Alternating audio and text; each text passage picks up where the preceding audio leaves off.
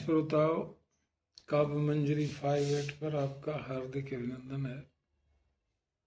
जैसा कि आप जानते हैं, ये काव्य पाठ का मंच है। मैं कविता सुनाता हूँ, कभी कभी अपने विचार भी रखता हूँ। संयोग से आज का जो टॉपिक है वो कविता पाठ से ही है, उसी पर मैं कुछ विचार रखूँगा। आजकल कविता को लोगों ने हास्य का माध्यम समझ रखा है। ये अलग बात है कि 9 रसों में कविताएं होती हैं,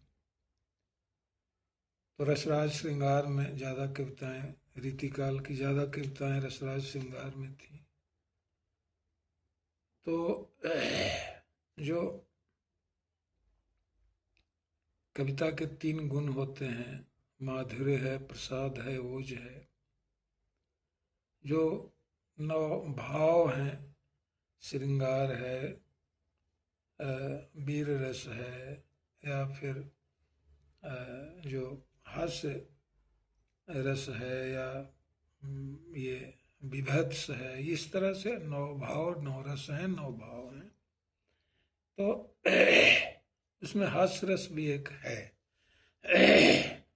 आप हास्य रस में भी कविताएं लिखी जाती हैं, लेकिन होता यह है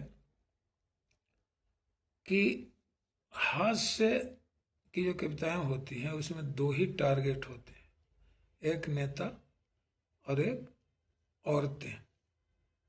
जब आप जान रहे हो कि ये दोनों अनचेंजेबल है, ना तो औरतों का नेचर बदलने वाला है और ना तो नेताओं का कैरेक्टर बदलने वाला है, तो फिर उन पर हंसी मजाक करना तो हमको फालतू लगता है। खैर, अगर आप हंसी करते हैं तो ठीक है। तो जहाँ तक कुछ पैसे मिल जाते हैं कवियों को कविता करने में, तो उस पर तो मुझे कुछ कहना नहीं है कि पैसा मिलना चाहिए। अगर मान लीजिए सिनेमा बनाने वालों को अगर कोई दर्शक 2 घंटे, 2.5 घंटे का 300 रुपया, 400 रुपया, 500 रुपया, 1000 रुपये तक देकर अगर मनोरंजन करता है, या ये कह लीजिए कि अपने को मनोरंजित करता है, तो अगर फिल्म दुनिया वाले पैसा लेके मनोरंजन करते हैं, अगर ये जो हैं गायक जो हैं वो पैसा लेके मनोरंजन करते हैं, या फिर जो डांसर्स हैं वो सब ऑर्केस्ट्रा वगैरह में पैसा लेके मनोरंजन करते हैं, तो ठीक है। मनोरंजन करने वाले अगर पैसा लेकर मनोरंजन करते हैं, या फिर कह लीजिए ये सब कथकड़ी लोग जो कथा सुनाता है वो भी पैसा लेकर मनोरंजन करता है, और कुछ है नहीं, वो भी मनोरंजन ही है। वो कथा बथा जो है ना, वो सब मनोरंजन है और कुछ नहीं। वो लोग भी मनोरंजन करता है कुछ पैसे लेकर। तो फिर कवियों को मनोरंजन करने का पैसा क्यों नहीं मिलना चाहिए? मिलना ही चाहिए उनको भी। वो भी मनोरंजन करते हैं, भले हास्य रस के की कविताओं से मनोरंजन करते हैं, तो उनको भी पैसा मिलना चाहिए। लेकिन मुझे कहना यह है कि कविताएं सिर्फ हास्य के लिए नहीं होती। कविताएं अगर सिर्फ हास्य के लिए होती तो फिर आप समझ लीजिए रामायण कैसे लिखी जाती, महाभारत कैसे लिखी जाती। ये सब कविताएं ही है। मद्भागवत कैसे लिखी जाती। तो सिर्फ मनोरंजन के लिए कविताएं नहीं होती। जो भी मद्भागवत के श्लोक हैं, सब श्लोक तो कविताएं ही है। तो मतलब वो भी तो पोएट्री ही है। तो सिर्फ मनोरंजन के लिए कविता नहीं होनी चाहिए। कविता का जो ये है सब्सटेंस है, जो कविता का सार है, वो कुछ और भी होना चाहिए। जैसे मान लीजिए जो सामाजिक जो ताना बाना है, जो समाज में जो कहा जाता है कि साहित्य के बारे में कहा गया है कि सहितस्य भावे नैति साहित्य, जिसमें सहित का भाव। सहित का भाव का मतलब ये हुआ कि जिसमें हित साधन का भाव हो, सामाजिक हित साधित हो, राजनीतिक हित साधित हो, सांस्कृतिक हित साधित हो।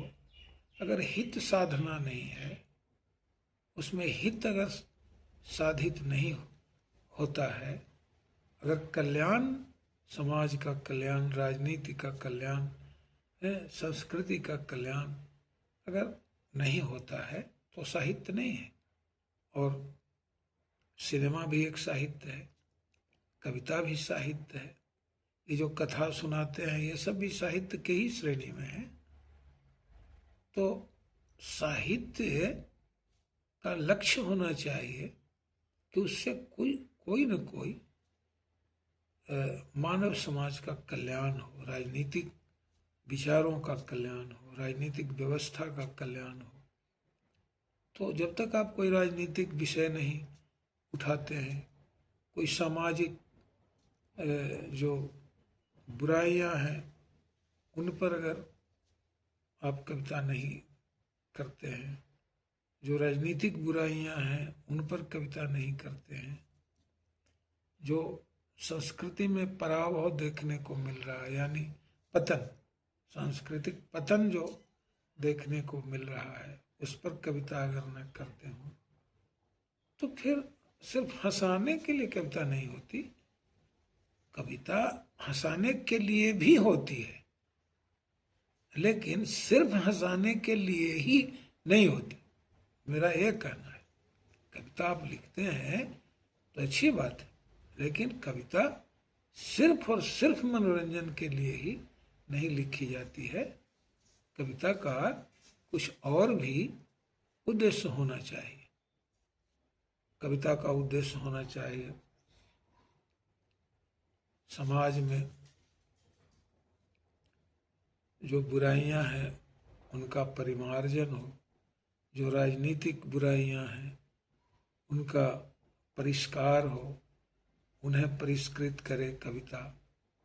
कविता का जो सारगर्भित लक्ष्य है वो है समाज का, मानव जाति का कल्याण। जैसे मान लीजिए जो भी दिनकर ने लिखा या जो भी मैथिली शरण गुप्त ने लिखा, मैथिली शरण गुप्त जो भारत भारती जो उनकी कविता है, तो उसमें उन्होंने भारत की जो दुर्दशा है, किसानों की दुर्दशा, महिलाओं की दुर्दशा, मजदूरों की दुर्दशा, उसको उन्होंने अपनी कविता में निरूपित किया है, उसका निरूपण है। उन्होंने सरल भाषा में उन्होंने बिल्कुल जो हिंदुस्तान का जो सामाजिक जो परिस्थितियाँ कहिए कि सामाजिक परिस्थितियों का उन्होंने आकलन किया है।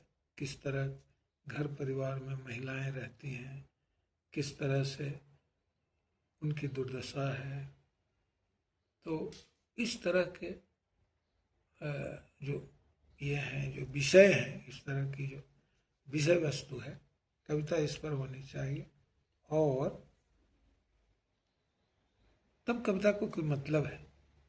जैसे कोरोना पर कविता होनी चाहिए थी, किसान आंदोलन पर कविता होनी चाहिए थी, नोटबंदी पर कविता होनी चाहिए थी।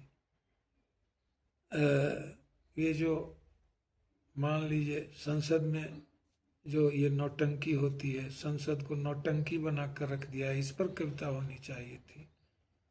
या फिर ठीक है, नेताओं के कैरेक्टर पर आप कविता लिखते हैं, अच्छी बात है।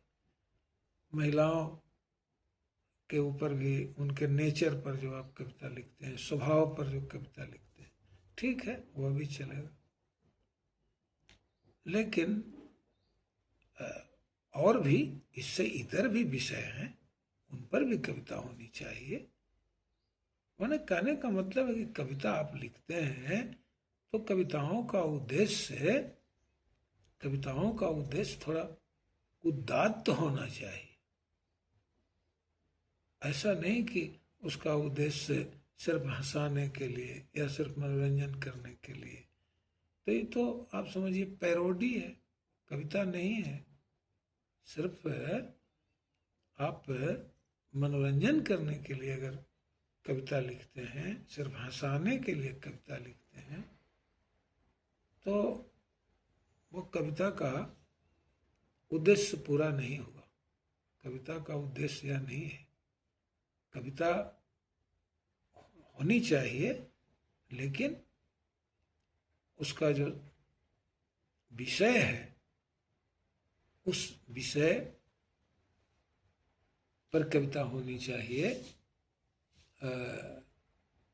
जो हमारे मानव जीवन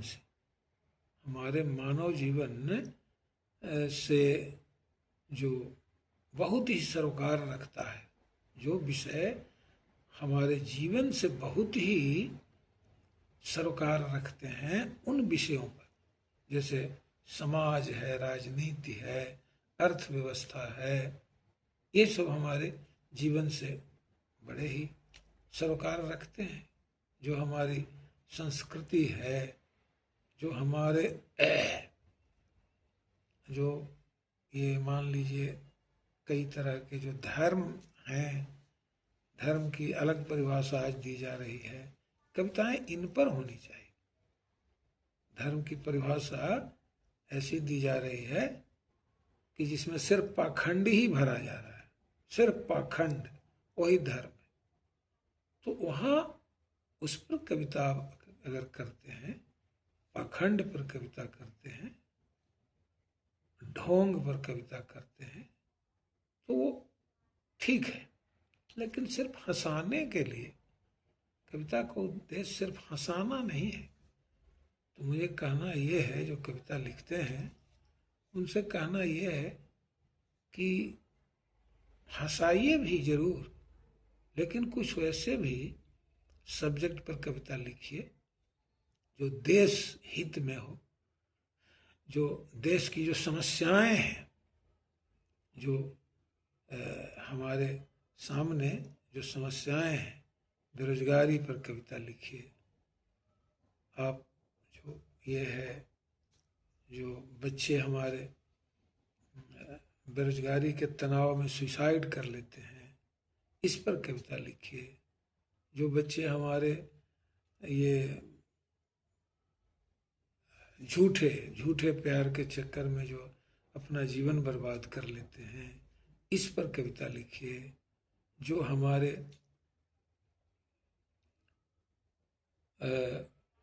राजनीति करने वाले लोग हैं, जनता को कैसे ठगते हैं, इस पर कविता लिखिए। जैसे जो परिस्थिति है, समसामयिक जो परिस्थितियां हैं, सामाजिक, राजनीतिक, सांस्कृतिक, जो भी परिस्थितियां हमारे सामने हैं, उन पर कविता लिखिए। तो ये आप जब लिखेंगे तो इसको साहित्य के दर्जे में रखा जा सकता है। लेकिन सिर्फ हंसने और हंसाने के लिए कविता जो आप लिखते हैं, उसका कोई साहित्यिक दर्जा नहीं है, उसका कोई साहित्यिक दर्जा नहीं। इसलिए मैं समझता हूँ, मेरे विचारों पर जो कविता करते हैं तथाकथित जो कवि कहलाते हैं, वो ध्यान देंगे कि सिर्फ हंसने हंसाने के लिए कविता नहीं लिखिए, बल्कि देश की जो परिस्थितियां हैं आज, उन पर भी कविता लिखिए।